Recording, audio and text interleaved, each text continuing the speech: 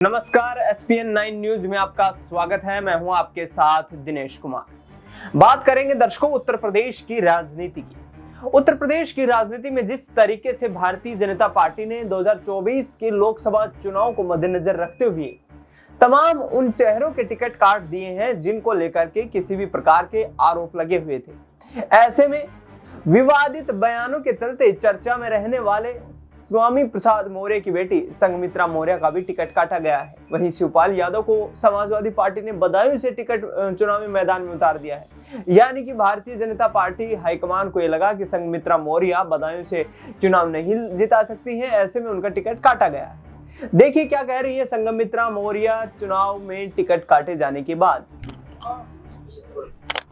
क्या हो गया, अचानक क्या हो गया कि आपकी आज आंख नम हो गई? ठीक है।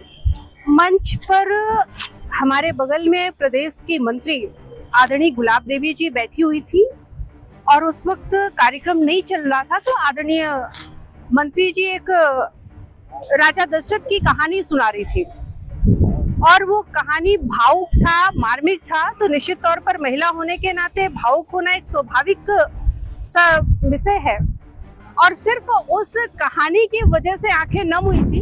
संघमित्रा मौर्य कोई कमजोर नहीं है, संघमित्रा मौर्य बहादुर महिला है और इस देश की आधी आबादी का नेतृत्व करने वाली महिला है। तो वो इतनी छोटी छोटी चीजों पर उसकी आंखें नम होना या भावुक होना कतई उसके ऊपर शोभा नहीं देता है। सर, टिकट को लेके तो कोई ऐसा अंदर से कोई चीज सामने निकल कर नहीं आई? टिकट को लेकर के अगर होता तो मैं पहले दिन जब लोकसभा प्रत्याशी जी बदायूं आए तो मैं उनके सामने बरेली से बदायूं तक नहीं आती, पूरे कार्यक्रम में उनके साथ में नहीं रहती। जिस हृदय की गहराई से मैं उनके साथ में लगी हुई हूँ अपना चुनाव समझ करके, मैं कतई उनके साथ में नहीं होती अगर टिकट को लेकर के होता तो। पार्टी में मान सम्मान को लेकर कहीं कोई ऐसी बात नहीं है? कहीं किसी तरह की कोई दिक्कत नहीं है। अगर तब भी कोई दिक्कत होती तो भी मैं कार्यक्रम से दूरी बना करके रखती हूँ। तो आपने सुना यहाँ पर संघमित्रा मौर्य को। दूसरी तरफ बात करें तो संघमित्रा मौर्य को समाजवादी पार्टी में शामिल होने की अटकलें तेज हो रही हैं। आपको बता दें कि समाजवादी पार्टी के सूत्रों के हवाले से मिली खबरों के मुताबिक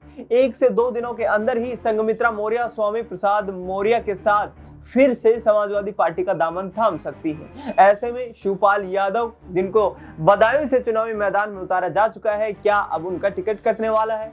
लेकिन ऐसा होता हुआ संभव नजर नहीं आ रहा है, क्योंकि अखिलेश यादव चाहते हैं कि 2025 के जिस तरीके से बिहार में विधानसभा चुनाव, उसके बाद उत्तर प्रदेश में विधानसभा चुनाव होंगे 2027 में, यानी कि संघमित्रा मौर्य को किसी ऐसी चुनावी मैदान में ऐसी टिकट से चुनाव उतारा जाए जैसे कि एक तरीके से फूलपुर की सीट है या फिर मिर्जापुर की सीट है, जहां से वह पल्लवी पटेल और इसके साथ साथ केशव प्रसाद मौर्य के प्रभाव को कम कर पाए। अब देखना यह होगा कि बीजेपी से झटका लगने के बाद क्या संघमित्रा मौर्य समाजवादी पार्टी का रुख करती है।